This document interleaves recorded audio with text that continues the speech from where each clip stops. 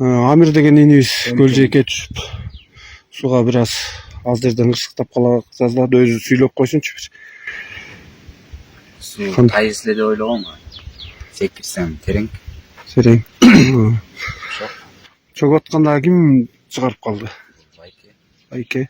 Байкең өзүн тааныштырды каякта иштерине. Туристтик экологиялык милиция кызматкерлеринен болобуз. Көл жээкте кызмат өтөп учурунда.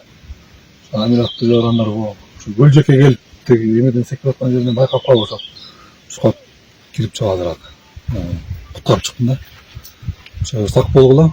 Көл кээ жерлер терең, кээ жерлер тайыз. Жаш балдар да ошо ата энесинин өз эмелинде жүзгөн жакшы деп ойлойм да.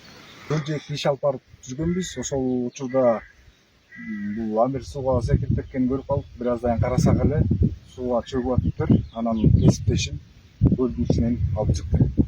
Амир жакшыбы, өзүңдүн состоянияң жакшыбы? Врач эчтекке кереги жок, жакшы элесиң, Сак бол, Сак болуп өзүңдү карап.